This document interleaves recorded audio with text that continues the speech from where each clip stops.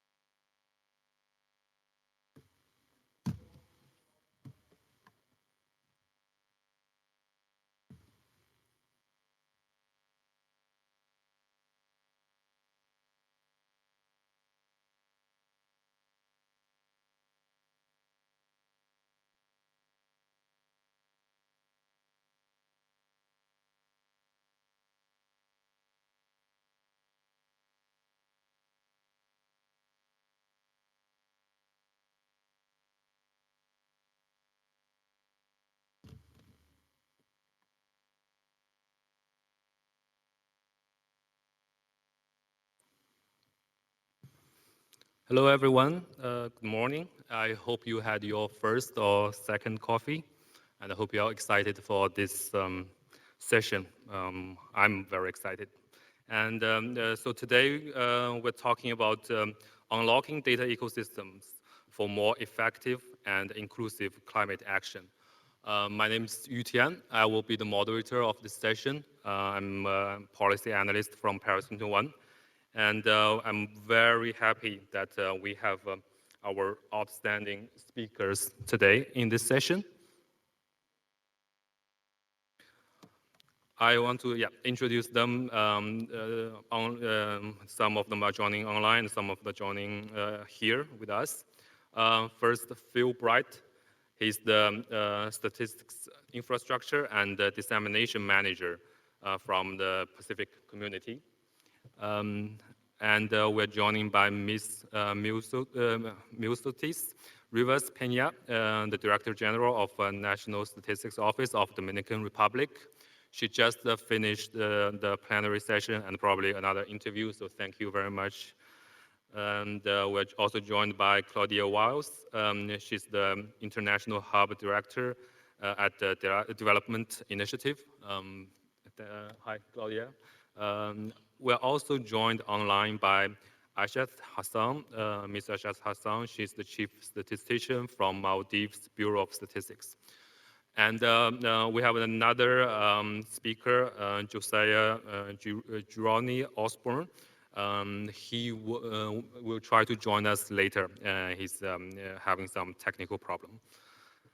Yeah, anyway, I'm very happy that we have this panel of all the experts at the international level and the national level with a lot of experience on this topic. And we were discussing before this session that basically we are, like many of us here and in this room, we are not, we're here for this topic.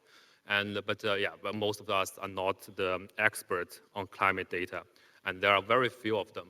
And this is actually true also reflected in one of our survey we did with over 100 NSOs this year, climate data, and also closely linked the energy data is ranked by far the #1 challenge, measurement challenge facing by the NSO in the next 3 years. It's one of the very few challenges that does not only restrict, only constrain low-income countries, middle-income countries. It's also a huge challenge for high-income countries.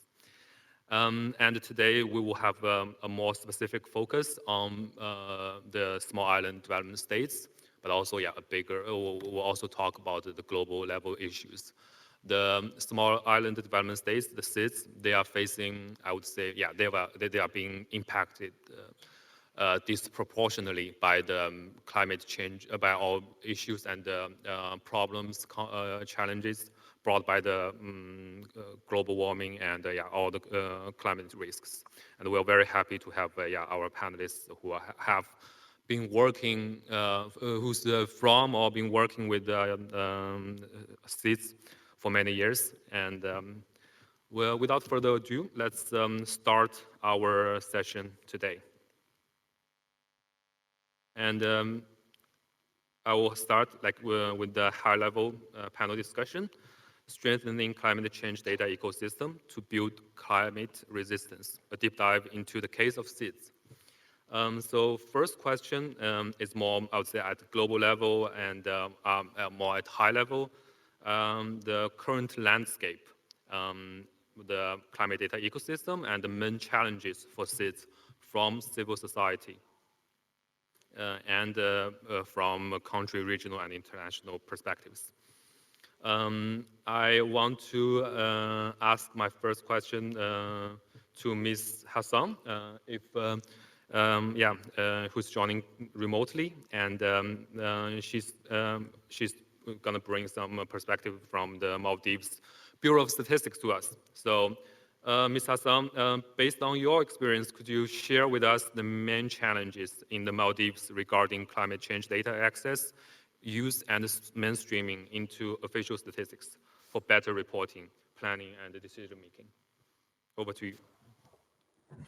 Thank you very much, Houghton. Maldives is considered is one of the many is one of the island countries most vulnerable to the effects of climate change because Maldivian archipelago is made up of small islands that lie no higher than 1.5 meters above the sea level. So we experience a tropical climate with a relatively consistent mean annual temperature of 28 degrees Celsius, and the weather is dominated by two monsoon periods. One is a rainy season, and then the other is the sunny season. So Maldives depends heavily on its marine and island ecosystems of survival for its development. Our economy is largely based on nature based tourism, which has grown rapidly over the past decades. So, for us, climate is very important. Even if we want, even for the citizens, climate is important in making decisions of where we go and what we do. So, everything is very important to us. So, I would say that Maldivian statistical system is decentralized, and Maldives Bureau of Statistics is the lead agency. So the majority of climate-related data are collected and compiled by Ministry of Environment through their different administrative data logs and or ad hoc surveys that is conducted. And mainly for official statistical purpose, we have very limited data that is catered in this area. So our main key challenges involve that because in these sectoral agencies, the priority for the climate change is data is very low, and we do not have a specific division for environmental statistics in the key agencies. They lack relevant data to monitor climate change, and so and also they have very limited capacities at stakeholder agencies, and it's limited to the development and management and organization of data.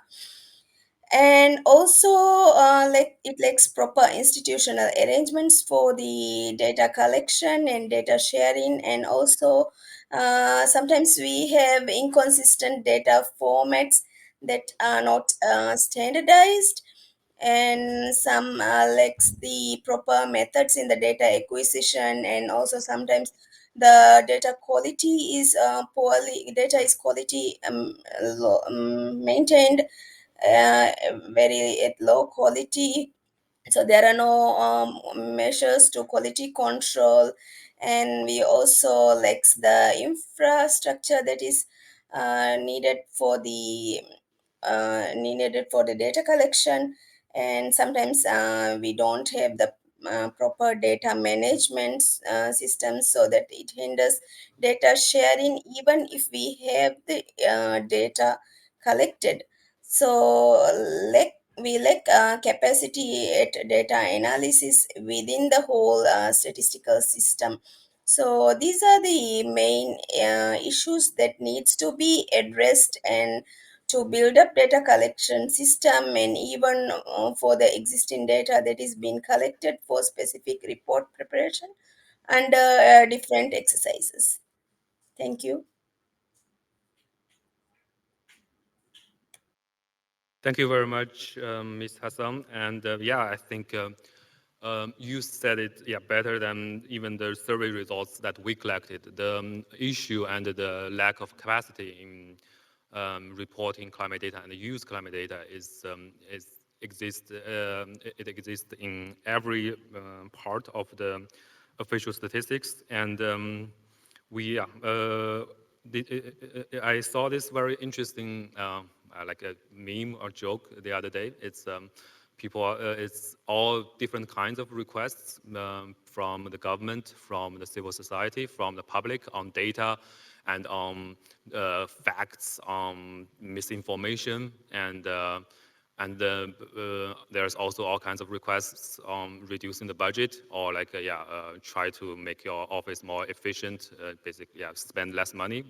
And it's all targeting at the National Statistics Office. And the picture is this footballer who was celebrating with "Why always me?" writing on his shirt. It's like, why always the National Statistics Office is being asked all these different requests on data ecosystem, on climate data, and also asked for the reducing their budget and being reducing their staff and resources.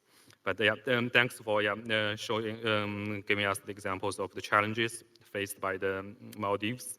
I want to ask my next question to Ms. Pena, and how, like in your opinion, how well connected is the current data ecosystem in Dominican Republic to respond to the reporting and decision-making needs for climate action? Thank you.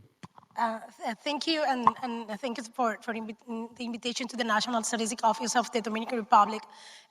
When I think about this question and trying to put together the inputs that my team gave to me in order to participate here, I actually looked myself as I was before a research. I was in the Dominican Republic. I'm an economist and doing a lot of research in the university, but I have more than 15 years working on leading institutions.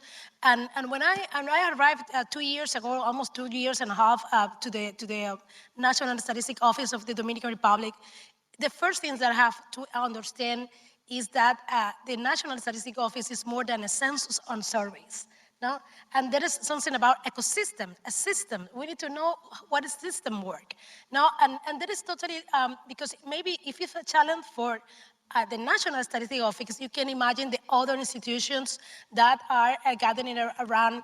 And in the case of climate change statistics, that is so new for our countries, that is so, maybe unrealistic for our countries. Even we have a lot of hurricanes, and we have a lot of kind of natural phenomena try to work and try to work together not as a system.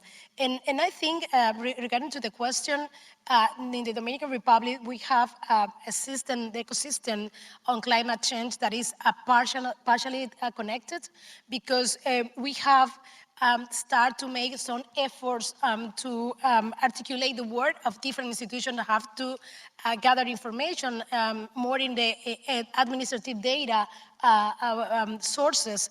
And this articulation aims to work with interoperability to permit us to have an efficiency and control of data management that you use to monitoring the compromises that Dominican Republic has made at the global level and related to how to mitigate the climate change impact, but also emission impact, and how, as a statistical national office, we have the responsibility to produce the indicators that we have to use to do those monitoring of the compromise that we have. And at the same time, we are trying to move to produce new methodologies. We are trying to use more data coming from administrative data, and also try to build the capacity in between the office, but also with those organizations that are part of this ecosystem that we want to articulate and to coordinate. And also we have a lot of challenge regarding to the regulatory legacy mandate that we have in order to do our work, because in Dominican Republic we have our law from statistical and national census in from 1959, so it's the oldest in the America Latina and the Caribbean. So when administrative data was not considered as a source for produce official statistics. Thank you. Thank you very much, Ms. Pena. And I think, yeah, speaking of administrative data, I think it is one of the main sources that's also been pointed out in many contexts, including the survey I just mentioned, which has been listed as the top priority by, it's the first choice by all countries, all NSOs around the world. And I think, yeah, we can return to that topic later in our discussion. And then my next question is for Phil. I want to hear more your experience from working at the Pacific community. Could you tell us what you believe are necessary conditions to innovate and transform the use of production climate data in SIDS in the region, and what still needs to be done to develop a functioning common information system and infrastructure? Thank you.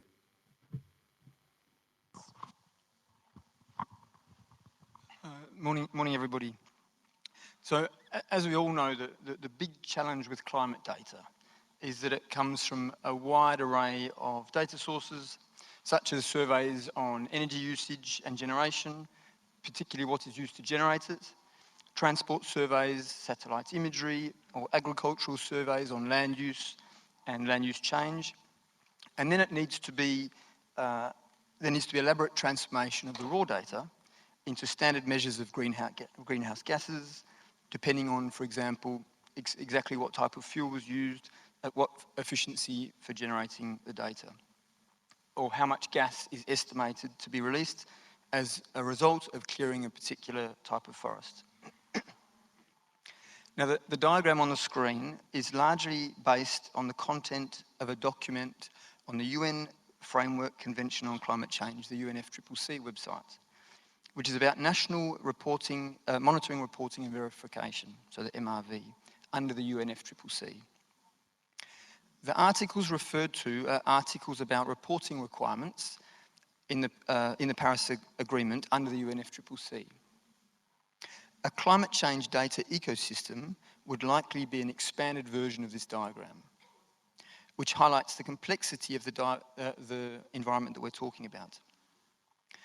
Now, one of the the drivers for making this diagram was to frame conversations with anyone who thinks that moving the data to a database or some other data platform will somehow fix the problems.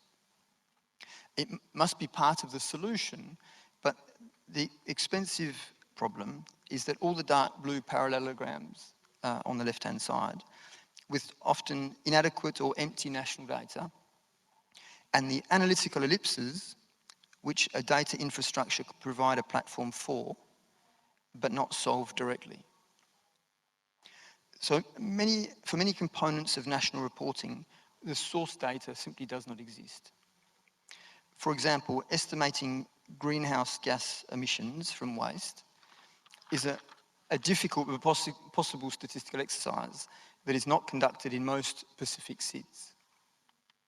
Similarly, greenhouse gas emissions from transport usage depends generally on detailed transport surveys, which of course are not conducted in the Pacific SIDS and not on a regular basis. So to develop a functioning common information system or infrastructure, it starts with a stock take of what data simply does not exist at a level required, so at a level of disaggregation that's required, and what it would take to generate it. So this is primarily talking about national data collection exercises. And then the dedicated resources for compilation analysis, which are often lacking in the region. Management of data and its processing, analysis and dissemination, making sure that once information is generated for one purpose, it's then conveniently available in a database for reuse and not buried in PDFs. And then exposing it for decision making through dashboards, reports, media releases, and so forth. So as everyone's aware, data doesn't gather itself. And there's limited value that innovation can provide when the question is more just about investment in tried and tested ways of collecting this information. Raising money to improve climate data is surprisingly difficult, though.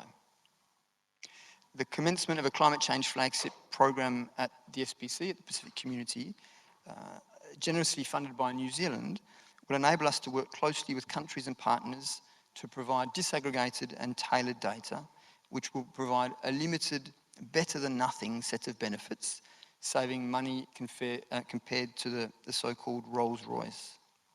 It will also provide resourcing to target the Green Climate Fund financing and other sources of funding which can help to accelerate the generation and utilisation of data related to climate action.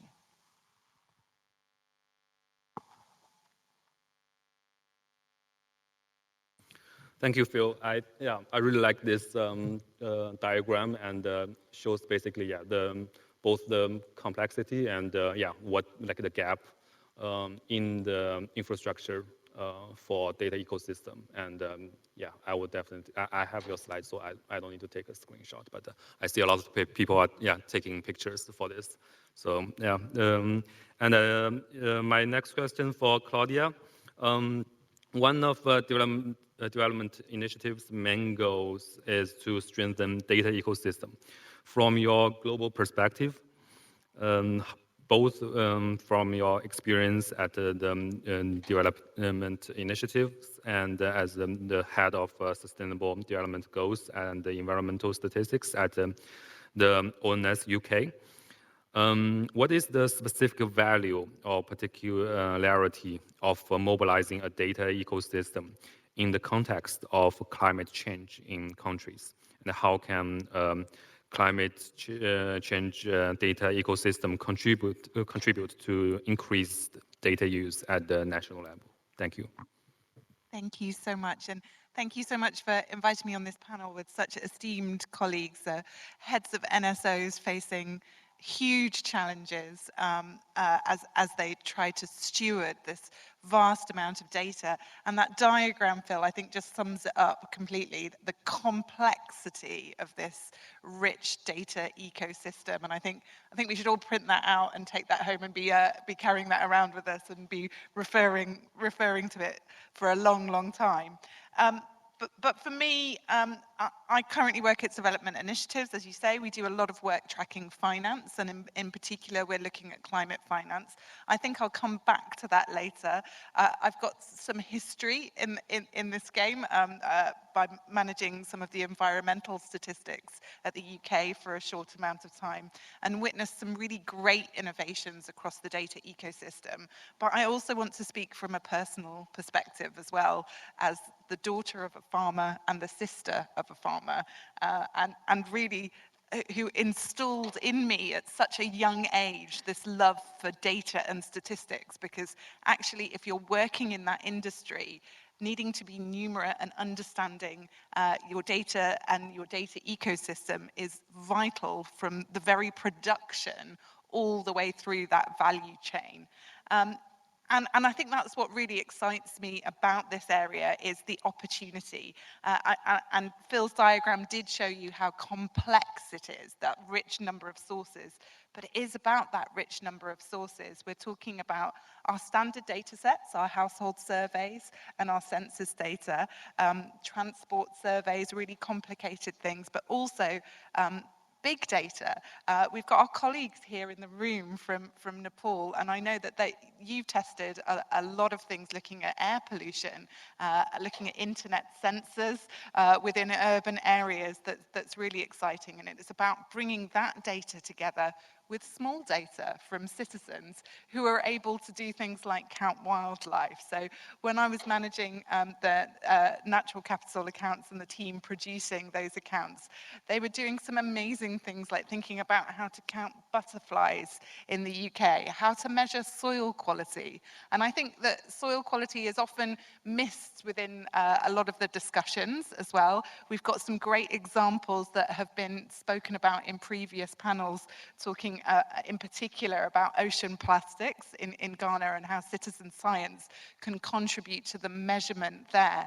But actually measuring the quality of our soil is really vital. That's where 80% of our food production comes from, and there's a lot of discussion around how many harvests do we really have left. So it's a really vital and important topic. But what really excites me is this breadth of data, the challenge that we see to make this data interoperable, to somehow bring it together and understand this complex picture. And it's not just the data sources, it's the actors behind it. Like I said, the small scale farmer. I've never been more in awe of my dad when he was talking about bees. Did you know that there are 270 different kinds of bee in the UK? I didn't, and only one of them is the honeybee that lives in a hive. And so my brother and my father were very excited to have a bee survey on the farm and to find out that on my farm back in rural Wales, there are over 100 different types of bees. So a very small scale academic survey that brought together information really on the wildlife that's so important to sustain our ecosystem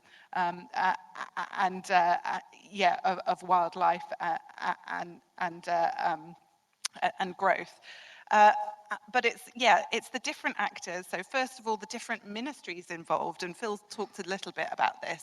This isn't just about the NSO, it's about a huge range of different line ministries. So the kind of government interoperability problem is really front and center, needing to work across those different line ministries. And we certainly experienced some of that when we started to look at natural capital accounts, which sat within the NSO because we were looking at beyond GDP. But actually, a lot of these data sets had been sitting for a long time in other line ministries, and that's where the expertise was. That's where the real experts were. And we had to be humble and go and talk to them and really understand about these data sets. But it's not just public sector, it's not just citizens, it's not just farmer. There's a huge, huge gap here in terms of the private sector. Think about all of those agricultural fertilizers and chemicals that are used. Are we talking to the private sector about that data? I know this is something that that farmers do. So I know that my brother is running tests for different fertilizers and things like that within his farm. Are we bringing that information into our data sets? So the scale of the challenge is huge, but it's such exciting because it's about our everyday lives, and it's of a real value and of real importance to everyone.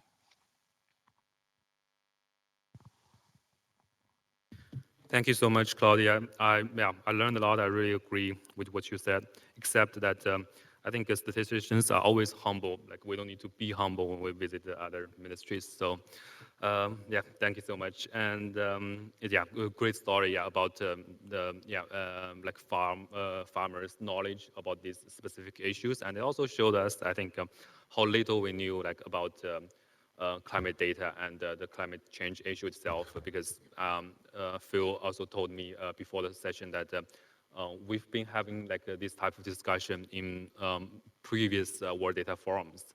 But I think there are still so many things that needs to be educated to our audience, like even within our community. So thanks to all, like for the first round of the great discussion. I want to start the next round of discussion, and which is more about the lessons from the field and the success and failure stories from national, regional, and global solutions to mobilize climate change data ecosystem. My first question is to Ms. Aishat Hassan, and I hope you can still hear us. What progress has been made in the Maldives to address challenges and improve climate data availability and quality? Thank you. Thank you. Actually, during the past 2 to 3 years, Maldives statistical system has advanced in terms of overall development of all kinds of official statistics. So these key developments include, like in July 2021, the enactment of Statistical Act.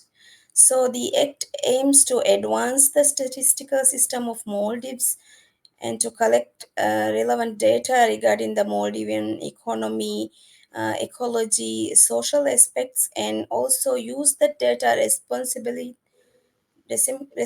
for the benefit of all citizens. And also in September 2021, we endorsed the National Strategy for the Development of Statistics, NSTS 2021 to 2030, with the technical assistance of the Paris 21. And NSTS provides guidelines to strengthen the statistical capacity of the national statistical system of the Maldives, giving the priority to weaker areas such as environmental statistics. So, under the NSTS, the key strategy objectives includes the prioritizing the environmental statistics area within the Maldivian statistical system. So, the section 3.1.4 of NSTS includes MBS to establish a proper mechanism to produce environmental statistics as per the international recommendations, and also which is mandated by the Statistics Act. So, established a focus section in the MBS organizational structure, and also staff with educational and expertise in the field, and initiate the work in partnership with the relevant authorities, and also implement the framework for the development of environmental statistics and other priority statistics and indicators in the field, as well as disaster related statistics and indicators. And also explore use of big data, citizen generated data, to improve the availability of high priority environment indicators that is required for the SDGs. The ongoing work includes development of national quality assurance framework, which has been lacking so far. So the aim of this would be to place an overarching framework that would provide context for quality concerns and explain the relationships between the various quality procedures and tools.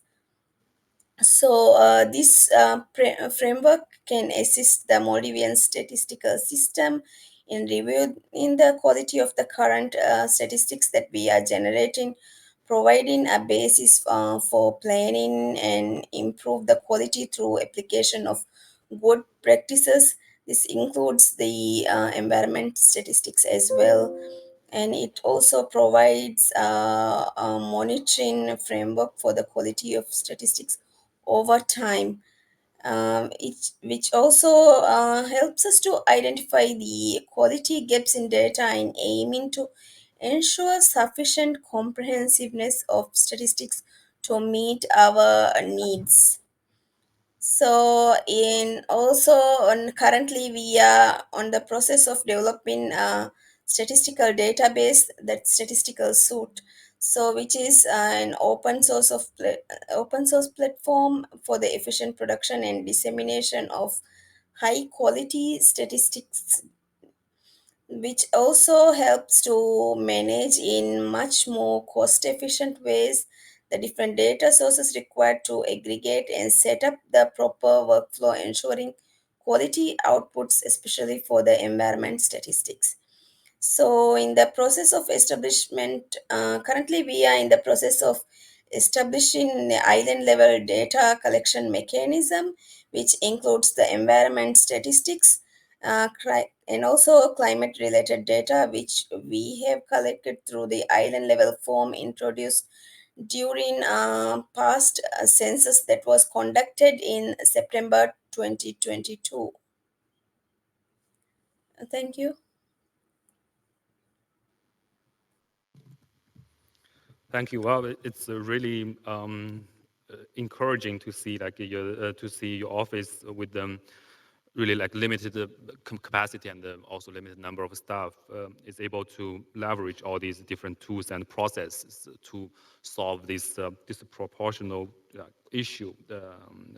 So thank you, Ms. Hassan, for sharing your lessons. And Ms. Peña, could you share with us some examples of how Dominican Republic's ONE is overcoming data access and sharing limitations in the existing climate changing data ecosystem? Thank you. Yeah, thank you. Definitely, we are using administrative data because it has lowest costs for countries like us.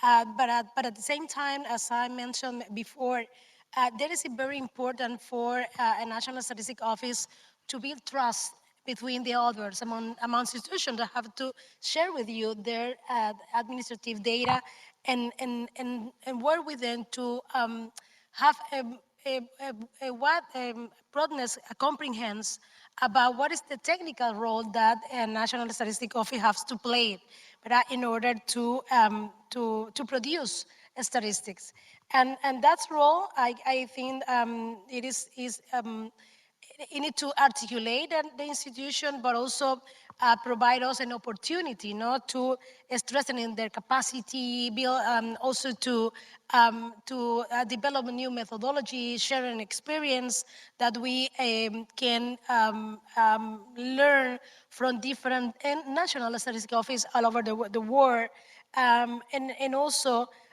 We are now of specific examples that we are doing in the production is to production of an exchange. We have different projects as an initiative that are aiming to address the limitation that we have. Specifically, I can share with you that we are assuming a strategy that with a methodological soundness to advance in the generation parting from an identification and characterization of the administrative data that is used for a statistical purpose. For example, we have with municipalities, we are conducted a project that is addressing to collect information from solid waste and also residual water, being the waste sector the most difficult unreported to greenhouse gas emission. We expect to have a report for the next inventory with data retrieved from the intervention of the project. So it was very good. We were working around like 13 municipalities around all over the country. Also, we are working with the institution to have more transparency in the way that they communicate their information, and trying to create a new methodology, a new normative, no, that can contribute to the work that we have doing with them. Thank you.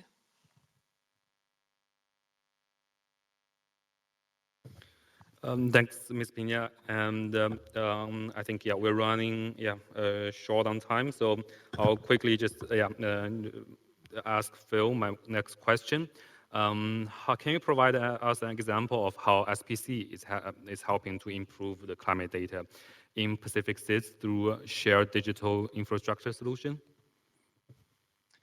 Sure. Excuse me. So some of you may have heard of the Pacific Data Hub, I hope. It's a central repository and a gateway to the most comprehensive collection of data and resources on the Pacific and for the Pacific, across a whole range of areas such as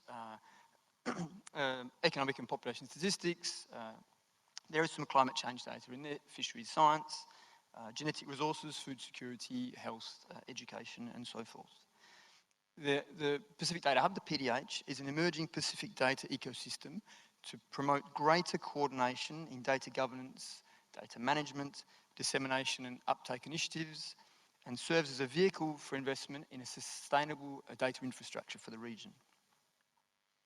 SPC works closely with countries and member development partners to strengthen data management capability, develop capacity, and improve data literacy within the region, ensuring that the data resources of members and partners are well managed, shared responsibly, and used ethically. The challenge remains, though, that there's a fair amount of data available, even if it's a little bit limited in the climate space, but it's hard to find, it's not well structured, and it's not open access, which is to some degree why the Pacific Data Hub was established in the first place. So it's hard to find because it's still sitting on personal hard drives in some cases, or sitting on undiscoverable websites, or simply can't be found because it lacks searchable metadata. It's not well structured because it's not in a database or in a CSV file, but sometimes in messy Excel spreadsheets or in PDFs. And it's not open data, or at least it doesn't contain a clear data use license, which results in bottlenecks in data access and data use. As climate data problems that are upstream of the PDH progressively being improved, the PDH has a key role to therefore play in promoting data governance, data governance policies and practices, and better management and dissemination of data once it exists. So one good example is a project that the PDH is currently undertaking with the New Zealand National Institute of Water and Atmospheric Research, NIWA, to develop an interactive web portal for accessing the Pacific region's environmental exposure assessment data resources. This information will assist Pacific Island countries and communities to understand the impacts of climate change and to inform actions for mitigation and adaptation. Now, the vision that we have for the PDH is that it becomes a powerful centerpiece of regional coordination, hosting and automated data management, and maybe even centralizes approaches to data analysis. Setting up a recently funded climate change flagship integrated program will coordinate, intensify and integrate SPC's organisation-wide efforts on climate action and resilience. This includes funding a statistics advisor to focus on the human impacts of climate change through the integration of a climate change module in household censuses and surveys, and the resulting analysis and dissemination of this data afterwards. The data will then be added to the data hub as an indicator data set, and there will be visualizations and so forth developed. We're fortunate to have the support of key partners such as New Zealand, who have believed in the vision of the Pacific Data Hub and we'll continue to work with like-minded partners to invest in a shared data infrastructure and capability we are delivering under this program of work. This afternoon at 2:45 in the expo area, there's the Statistical Information System Collaboration Community booth, the SICC, and there one of my colleagues will actually be talking about the Pacific Data Hub. I think numbers are limited, but I'm sure people can stand at the back and listen if they'd like to hear a little bit more about this work. Thank you. Thanks, Phil. And yeah, encourage everyone to go to the exhibition area for Phil's SPC's presentation. Maybe also stop by Paris Noan's booth just for a quick chat. For last question for Claudia. Can you tell us about lessons learned from success and failure stories in attempts to mobilize data ecosystem to enhance data use that could be applied for much complex context of climate change data ecosystem? Thank you. Thank you. And I will try my best to keep it brief. I think I've got kind of two main areas that I want to flag. The first is on expertise and the second is on financing. So first, let's talk about expertise. It's really vital that we foster the knowledge and skills in these new statistical techniques to use these new data sources to be able to look at Google Street Maps and write the code that counts trees. I'm really pleased that Phil mentioned metadata, so I don't have to because it's not sexy, but it's vital. That's the lifeblood that makes these data sets interoperable, and we need to be able to join those data sets up with our standard data sources on house prices, link them to temperature data in order to sort of gather that information and have a really good sense, you know, and be able to sort of value things like our natural environment. So statistical techniques is absolutely vital, and we need to foster that from a really early age. We need to be thinking about investing in universities in developing countries so that we've got flourishing data scientists from across the world looking at these problems because it is a complex issue. We need to look at partnerships and we need to look at local knowledge. Like I said at the beginning, you can't just look at satellite data and interpret it if you don't know actually what's going on the ground. And this is true in high-income countries and low-income countries. You can't look at satellite data for Rwanda and estimate what's happening with farming without understanding what small subsistence farming looks like and the fact that the palm tree that you're seeing from the satellite data might be masking the bushes under it and the livestock that are under that as well, so that you're missing certain layers of information. And it's only by connecting to that ground would you understand that. Otherwise, you could really misinterpret that satellite imagery. And similarly, in a high-income country like the UK, my father is very frustrated with our Ministry of Agriculture, who used satellite data to measure the size of his fields, but did it in the winter. So didn't take account of the size of the hedges and the size of the headland needed that are so vital to sustain our wildlife and systems. So it's simple things like that and local knowledge that's really vital. But on to my second point on funding.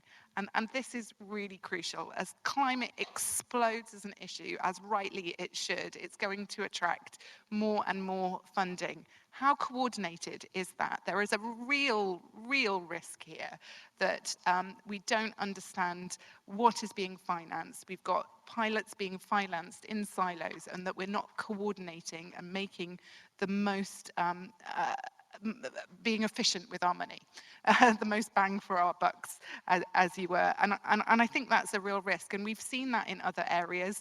We've seen funding happening in silos, in sectors, which actually undermines the development of a sustainable data ecosystem.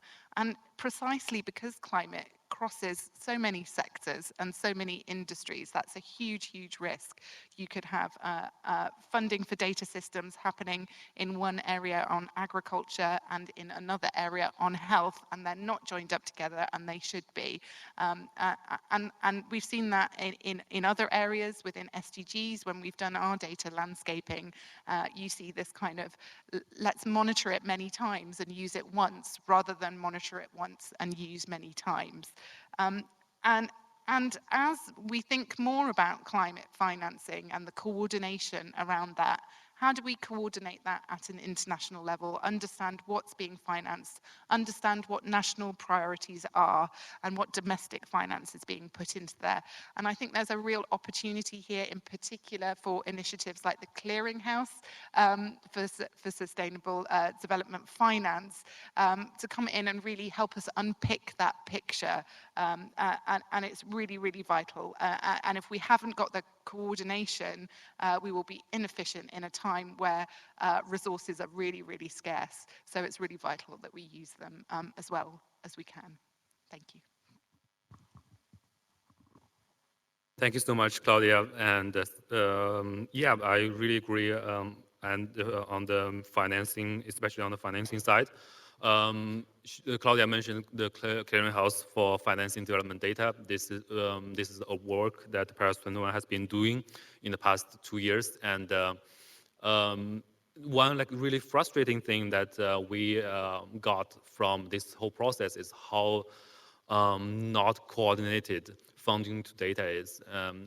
We are like, development coordination is already an issue, but when it comes to data, there's basically like very little idea about funding to data ecosystem, and which is crucial, really crucial for climate change data. Just thinking about the complex landscape that we are facing. And also on the expertise side, I really agree, and I think this is something that's been echoed many times during this forum, that data, climate data, is not only about like calculating the numbers using satellite. These are cool, these are great, but it's also about human. It's about the impact to human lives, to the most vulnerable groups, to disproportionately to some small island countries. I want to thank my panelists for this very, very interesting discussion and the knowledge from different level. Thank you so much. And we still have some time. And if you're not too hurried for lunch, we can open the floor for some questions. Please raise your hand. Yeah. Okay. Hi. First of all, my name is Vlad Truchka, and I'm working at the UNFCCC, so the Climate Change Secretariat in Bonn. So thank you for this amazing discussion. I was very keen to participate, and I think it's important to point. I don't have specific questions, but I had some comments in terms of the presentations, and I think it's important to point out some issues. For example, we talk about the Paris Agreement. This is the flagship agreement. Everybody now knows about the Paris Agreement. It's the most important multilateral agreement. We have almost 200 parties participating, which is amazing for an environmental or climate agreement. It is important to also highlight, as Phil showed you, the new enhanced transparency framework. This is the reporting of all climate information, and you've seen how many things should be reported by all parties. And this should happen every 2 years from now on. So from 2024, basically, we will have every 2 years this amazing sets of data from all parties, from least developed countries to the most developed countries. So in principle, of course, there are some flexibilities in terms of timing and the information to be provided, but we will have this amount of data. And I know that there are challenges. This is what we are working to overcome these challenges. So I wanted to make this comment for people to understand that the NSOs are not alone. And as Claudia mentioned, there is this collaboration that is needed between line ministers, basically Ministry of Environment, agencies, But then you have energy, agriculture, transports. Climate change data is everything. Like we talk about oceans, we talk about deserts and so on. So it's everything there. What, what I wanted to point out on the NSOs, because this is where we are addressing, is that, again, not all this data will be available at NSOs. And this is where also ministries of environment will need to understand that not all this data. And I will give you a simple example. I don't want to monopolize, but it's something that happened in developed countries too. Because developed countries now, they have around 20 years, 25 years of reporting. And I'm talking now on emissions, on greenhouse gas emissions. They are reporting every year. Developing countries, they were reporting, but not at the same pace and not at the same level of the emissions. So I will give you a simple example, the fluorinated gases. These are very complicated chemical gases that are affecting the climate. This information you won't find at the NSO, because the NSO will not have this information. They are not collecting this data on the fluorinated gases. However, in countries, in most of the countries, these gases are not produced. They are used in refrigeration, they are used in air conditioning, but they are not produced in the countries. So they are imported. If the NSO doesn't have the data, somewhere in the country, especially customs office or somewhere, this data exists. So the data will come from another source. And it's okay, it's still okay. Of course, we are working with a lot of official statistics, energy balances, the annual statistical yearbooks, agriculture, livestock, and so on. Normally, this comes from statistical offices, and they are used to estimate greenhouse gas emissions. But wherever you don't find the data in NSO, you can find it in another place. Or the example that Phil was giving with the transport fleet. You won't find this maybe in a survey, but there is an office in every country that is registering cars. They should have the information of what cars are registered and what type of motor or whatever engine they have. So you can use maybe that to start calculating. And again, like Claudia was saying, universities, academia, they should participate into this process. This is a system. This is this idea that you start calculating emissions, reporting data, using this system. Just to finish, we are trying to do this in the international level. So the Climate Change Secretariat in Bonn, we are working a lot with the UN Statistical Division. We have regional meetings. For example, we had one in CARICOM 2 years ago. We had recently another one in Africa, just to work to bridge this gap between NSOs and the Environment Ministry. We are inviting people one from the Statistical Office, one from Ministry of Environment, for people to work together. Because at the international level, we can do that, but it needs to be also at the domestic level. So, and overall, just to conclude, recently during the previous statistical commission, we have the NSOs agreed on the global set of climate change statistics and indicators. There is a big list of indicators that can be used by parties, and this is probably the core of climate change statistics that will come from these countries. Thank you, and sorry for taking the floor. Okay. Thank you for your comments. Maybe we can collect another question. I saw some hands. Yep. Yeah. Given the time, yeah, please yeah, be short. Sorry. Thank you very much for all your presentation. It was really great and what you are doing on the ground. And my name is Prim. I am a youth representative, and we have been having youth projects on sustainable, on climate change, and there are different data sources in our region in the Asia Pacific. It's very hard to find. It's like this is a great data, and sometimes people working like differently. They have different organizations working on themselves. and the data, they are not connected together. It's just like, how could we foster better partnership, better, more inclusive data? The data that about the vulnerable groups, about us, about youth, about women, about the children, disability people, indigenous people, marginalized people, to be connected, to be inclusive in this metadata, and how can we have accessible, have open data and timely data for climate action, for better advocacy and better action, and that we are doing on the ground, and as well as better data ecosystem and funding. Thank you. Thank you. And okay. Thank you.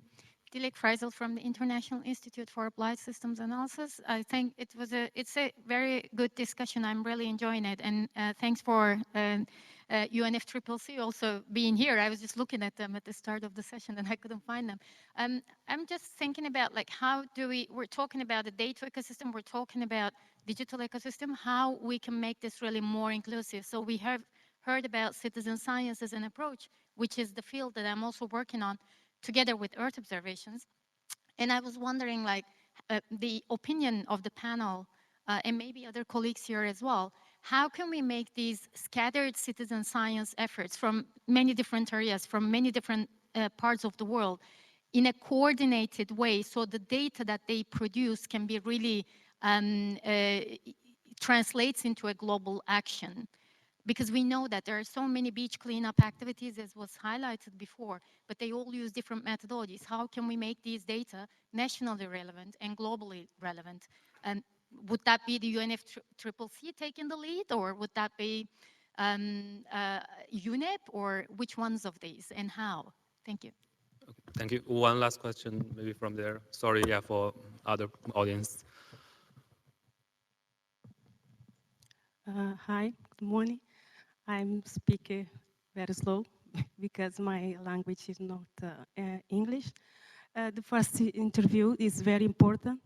I work in the National Statistical Office of Cape Verde. My country is Iceland, is African Iceland, and are 10 islands and 3 small islands. It's a reserve animal, endemic animal. The data of the climate data is very, very important for us because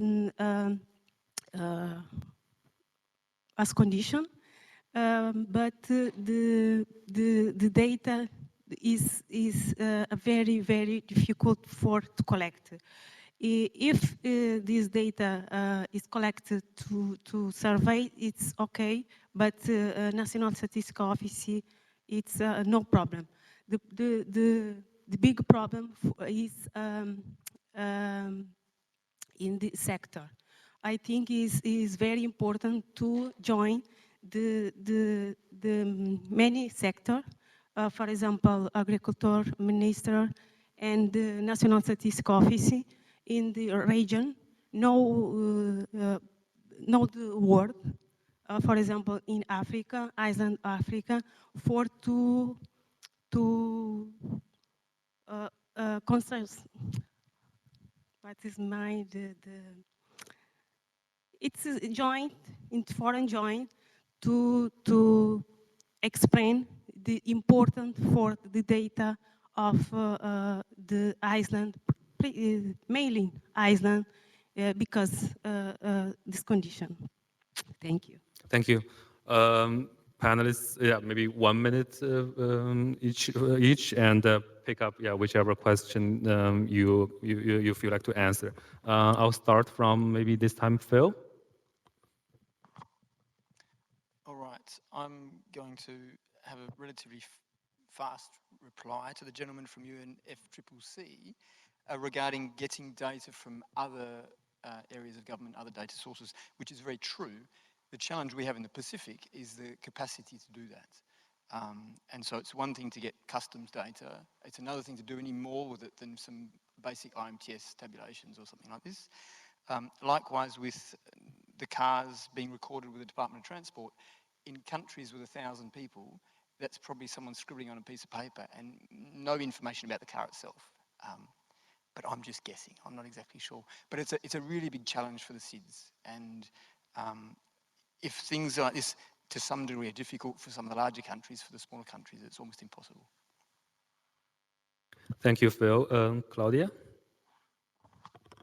So I'll just reflect a little bit on the great question from Prim there about the youth activists, and in particular my organisation at Development Initiatives. We do a lot of work with small-scale civil society organisations who don't have that capacity, who are collecting data and really vital data and information. That's quantitative and absolutely qualitative data, which I think we forget about sometimes when we're in big forums like this, the importance of qualitative information, in particular for storytelling, to really understand the lived experience of what's happening on the ground. But we work as a technical partner with them, because you can't expect small-scale civil society organisations to have all of that capacity to understand about metadata and data management, some of the conceptual definitions that are being used for some of the global or national level indicators.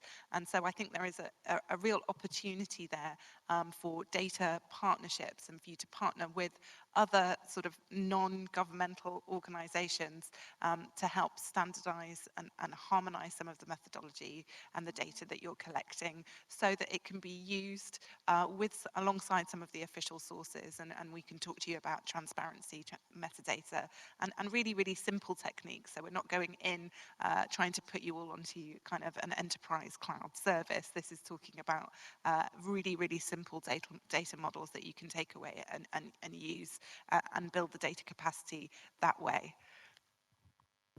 Thank you so much, Ms. Pina. Yes, thank you for the comments. I think that we have, like I said in the plenary, as ecosystems, so that data ecosystem, we have a challenge to more coordination between us, but at the same time, it is necessary how to, like for example, for the Dominican Republic and National Statistics Office, climate change statistics, environmental statistics represent also an opportunity to better articulate with these different line ministers, but with the civil society, trying to how we do our role in order to provide information is quality with quality, timely, no, and continuously. That is one of the reasons that I think that we need to work the most.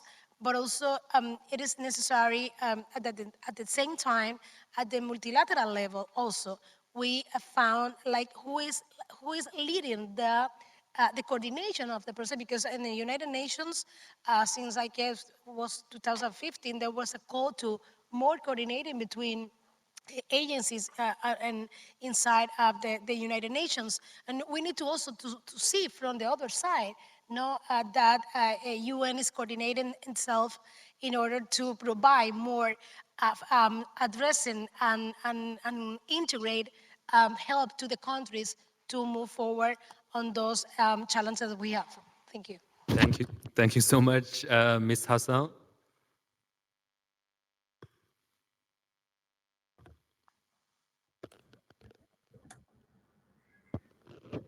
I would say that in countries like Maldives also, we have data collection is very challenging because of how scattered our islands are.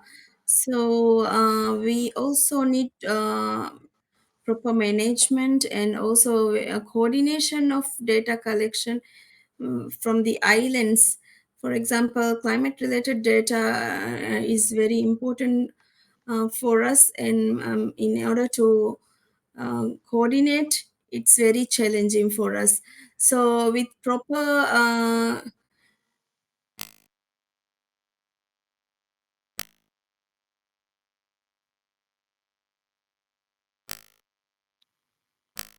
Colleagues, do we have a connection problem or technical problem? Okay. So, okay.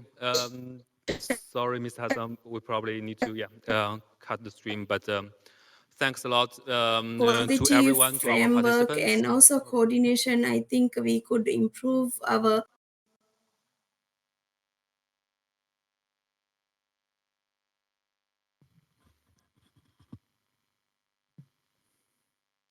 Okay. Yeah, some technical issues at the end, but yeah, I'm glad that we were able to have a very informative and useful, insightful discussion in the past hour. And I want to thank all my outstanding panelists, and also thanks to our audience for the youth who's enthusiastic about climate change. And yeah, round of applause for all of you, and also our technical colleagues on the back. Thank you.